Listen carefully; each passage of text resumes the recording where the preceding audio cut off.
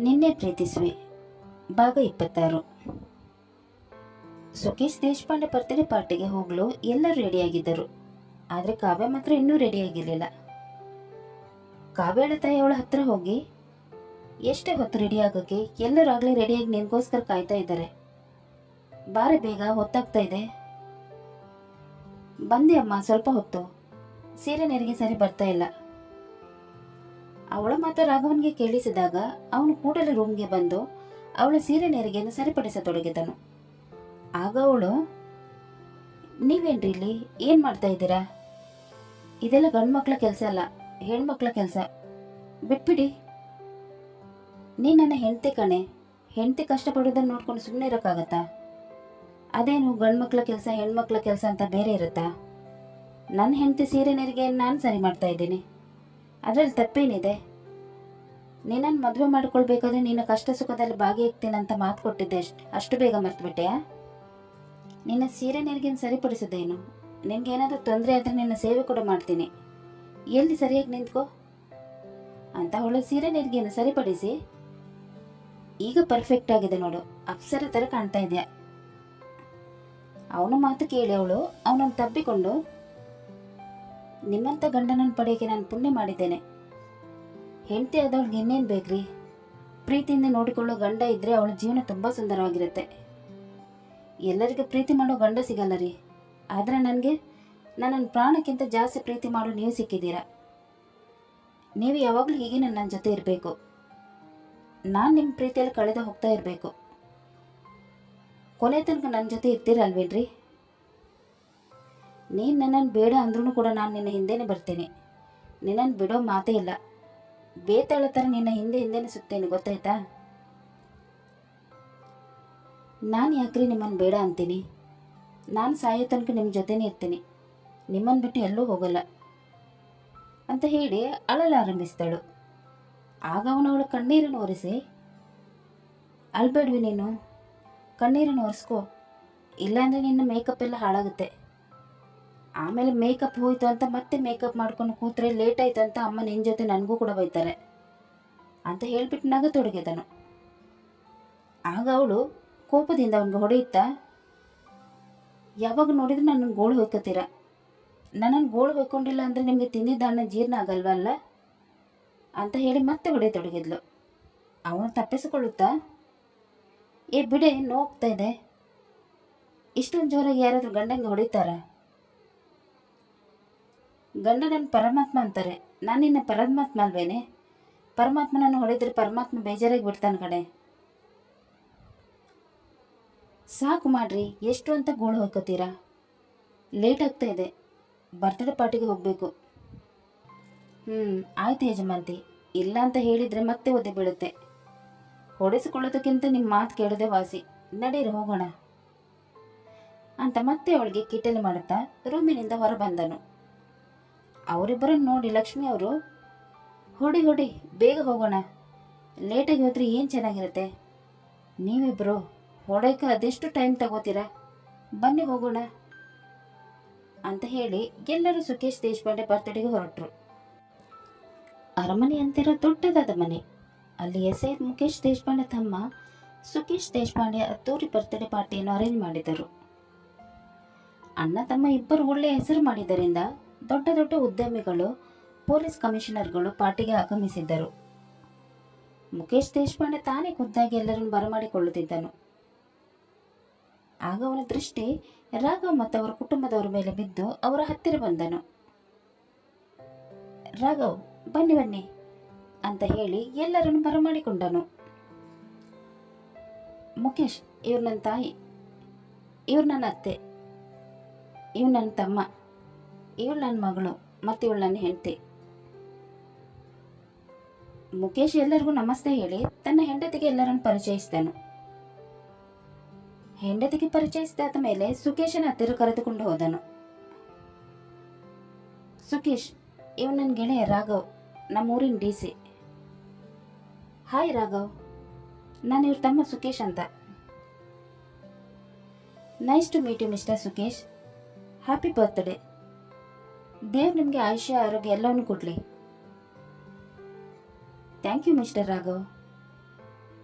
ಆಗ ಮುಖೇಶ್ ಎಲ್ಲರನ್ನು ಪರಿಚಯಿಸ್ತಾ, ಸುಕೇಶ್, ಇವ್ರು ರಾಘವನ್ ತಾಯಿ, ಇವರು ರಾಘವನ ಅತ್ತೆ, ಇವರು ರಾಘವನ ತಮ್ಮ, ಮತ್ತಿವ್ರು ರಾಘವನ ಹೆಂಡತಿ ಅಂದಾಗ ಅವನು ಒಂದ್ಸಲ ಕಾವ್ಯಾಳ ಕಡೆ ನೋಡಿದನು. ಅವಳು ಸೀರೆ ಉಟ್ಟುಕೊಂಡು ಸಂಪ್ರದಾಯಸ್ಥಳಾಗಿ ಕಾಣಿಸ್ತಳು. ಆಗ ಅವನಿಗೆ ತನ್ನ ಹೆಂಡತಿಯ ನೆನಪಾಯಿತು. ತನ್ನ ಹೆಂಡತಿ ಥರ ಕಾವ್ಯ ಕೂಡ ಸೀರೆ ಉಟ್ಟುಕೊಂಡಿದ್ದರಿಂದ ಅವನಿಗೆ ಮತ್ತೆ ತನ್ನ ಹೆಂಡತಿಯ ನೆನಪುಗಳು ಕಾಡಿ ಇನ್ನೇನು ಕಣ್ತುಂಬಿ ಬರಬೇಕು.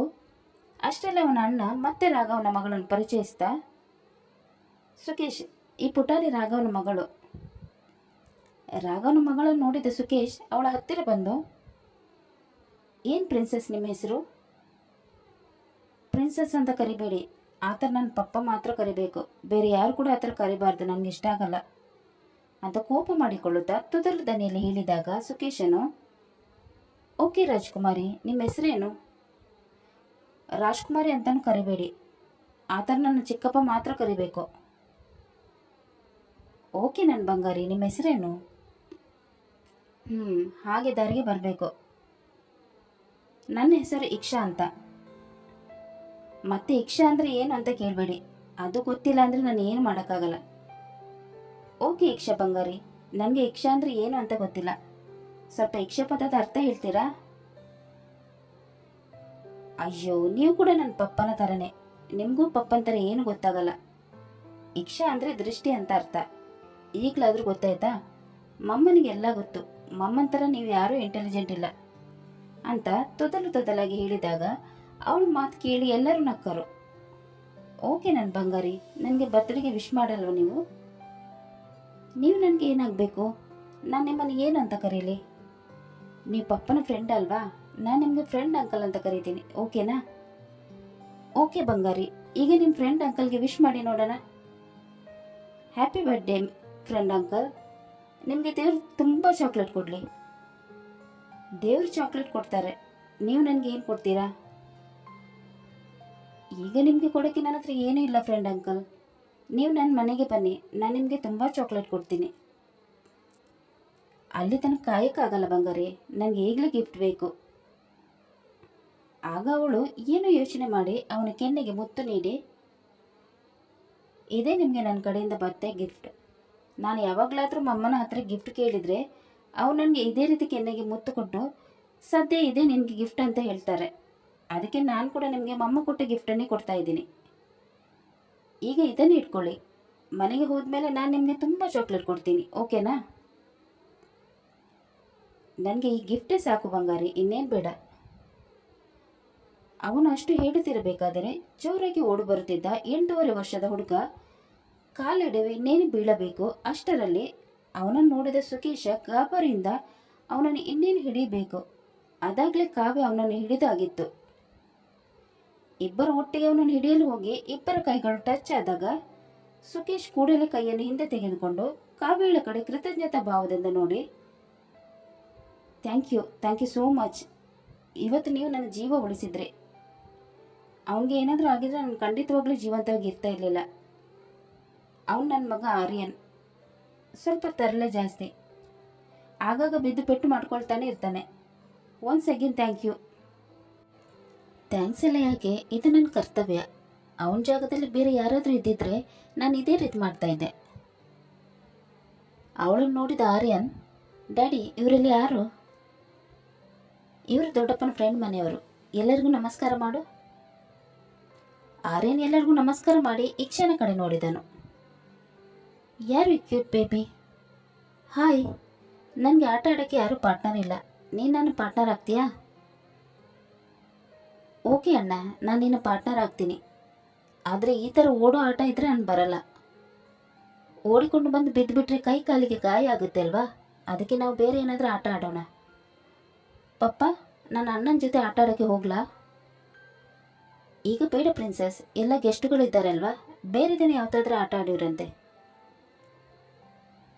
ಅಂಕಲ್, ನಾವು ಆಟ ಆಡಲ್ಲ, ನಾನು ಅವಳಿಗೆ ನನ್ನ ಟಾಯ್ಸ್ ತೋರಿಸೋಕ್ಕೆ ಕರೆದುಕೊಂಡು ಹೋಗ್ತೀನಿ. ಡ್ಯಾಡ್, ಇವಳನ್ನು ಕರ್ಕೊಂಡು ಹೋಗ್ಲಾ ನಾನು? ಮಿಸ್ಟರ್ ರಾಘವ್, ಮಕ್ಕಳ ಜೊತೆಲಿ ಆಟ ಆಡೋಕ್ಕೆ ಇಷ್ಟಪಡ್ತಾ ಇದ್ದಾರೆ, ಕಳಿಸ್ಬಿಡಿ. ನೀವೇನು ಚಿಂತೆ ಮಾಡಬೇಡಿ, ಅವನು ಅವಳನ್ನು ಜೋಪಾನವಾಗಿ ನೋಡ್ಕೊಳ್ತಾನೆ. ಸರಿ ಪ್ರಿನ್ಸೆಸ್, ಜೋಪಾನ, ಅಣ್ಣನ ಜೊತೆಗೇನೆ ಇರಬೇಕು. ಆಯಿತು ಪಪ್ಪ, ನಾನು ಎಲ್ಲೂ ತಪ್ಪಿಸ್ಕೊಳ್ಳಲ್ಲ, ಅಣ್ಣನ ಜೊತೆಗೇನೆ ಇರ್ತೀನಿ. ಮಮ್ಮ, ನಾನು ಅಣ್ಣನ ಜೊತೆ ಹೋಗ್ತೀನಿ. ಆಯಿತು ಕಂದ ಅಂತ ಹೇಳಿದಾಗ ಆರ್ಯನ್ ಕಾವ್ಯಳ ಮುಖ ನೋಡಿ, ಥ್ಯಾಂಕ್ಸ್ ಆಂಟಿ, ನೀವು ನನ್ನನ್ನು ಹಿಡಿದಿರಲಿಲ್ಲ ಅಂದರೆ ನಾನು ಬಿದ್ದು ಪೆಟ್ಟು ಮಾಡ್ಕೊಳ್ತಾ ಇದ್ದೆ. ನೀವು ನನ್ನ ಮಮ್ಮ ಥರನೇ ಕಾಣ್ತಾ ಇದ್ದೀರಾ.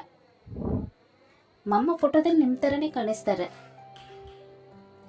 ಅವನ ಮಾತು ಕೇಳಿದ ಸುಕೇಶ್, ಆರ್ಯನ್ ಆ ಥರ ಎಲ್ಲ ಮಾತಾಡಬಾರ್ದು, ನೀನು ಹೋಗಿ ಅವಳಿಗೆ ನೀನು ಟಾಯ್ಸ್ ತೋರಿಸು ಅಂತ ಹೇಳಿದಾಗ ಆರ್ಯನ್ ಇಕ್ಷಾಳನ್ನು ಟಾಯ್ಸ್ ತೋರಿಸಲು ಕರೆದುಕೊಂಡು ಹೋದನು. ಆರ್ಯನ್ ಹೇಳಿದ ಮಾತಿನಿಂದ ಕಾವ್ಯ ಎಲ್ಲಿ ತಪ್ಪು ತಿಳಿದುಕೊಳ್ಳುತ್ತಾಳ ಅನ್ನೋ ಕಾರಣದಿಂದ ಸುಕೇಶ್ ಕಾವ್ಯಳ ಹತ್ರ ಕ್ಷಮೆ ಕೇಳಿದನು. ನೀವೇನು ತಪ್ಪು ತಿಳ್ಕೊಬೇಡಿ ಕಾವ್ಯ ಅವರೇ, ಅವನಿಗೆ ತೀರ್ಕೊಂಡಿರೋ ಅವನ ತಾಯಿ ನೆನಪಾಗಿ ಆ ಥರ ಮಾತಾಡಿದಷ್ಟೇ. ಆರ್ಯನಿಗೆ ತಾಯಿ ಇಲ್ಲ ಅಂತ ಹೇಳಿದನ್ನು ಕೇಳಿದ ಕಾವ್ಯಳಿಗೆ ಆರ್ಯನ್ ಮೇಲೆ ಕರುಣೆ ಉಂಟಾಗಿ, ಹೋಗ್ಲಿ ಬಿಡಿ, ಮಕ್ಕಳು ತಾನೆ, ಅವ್ರಿಗೆ ಏನು ತಿಳಿಯುತ್ತೋ ಅದನ್ನೇ ಮಾತಾಡ್ತಾರೆ, ಅದನ್ನೆಲ್ಲ ತಲೆಗೆ ಹಚ್ಕೊಳ್ಬಾರ್ದು. ಓಕೆ, ಹಾಗಾದ್ರೆ ಎಲ್ಲರೂ ಪಾರ್ಟಿ ಎಂಜಾಯ್ ಮಾಡೋಣ ಬನ್ನಿ ಅಂತ ಹೇಳಿ ಎಲ್ಲರನ್ನು ಸ್ಟೇಜಿಗೆ ಕರೆದುಕೊಂಡು ಹೋದನು. ಕತೆ ಮುಂದುವರಿಯುವುದು. ಇವರೆಲ್ಲರ ಜೀವನದಲ್ಲಿ ಏನೇನು ಅನಾಹುತ ಆಗುತ್ತೋ ಅನ್ನೋದನ್ನು ತಿಳಿಯಲು ಮುಂದಿನ ಸಂಚಿಕೆಗಾಗಿ ಕಾಯೋಣ. ಅಲ್ಲಿ ತನಕ ಈ ಕತೆ ನಿಮಗೆ ಇಷ್ಟವಾದಲ್ಲಿ ಲೈಕ್ ಮಾಡಿ, ಶೇರ್ ಮಾಡಿ ಮತ್ತು ಸಬ್ಸ್ಕ್ರೈಬ್ ಮಾಡೋದನ್ನು ಮಾತ್ರ ಮರಿಬೇಡಿ. ಹಾಗೆ ಕತೆ ಹೇಗಿದೆ ಅಂತ ಕಮೆಂಟ್ ಬಾಕ್ಸಲ್ಲಿ ತಿಳಿಸಿ. ಧನ್ಯವಾದಗಳು.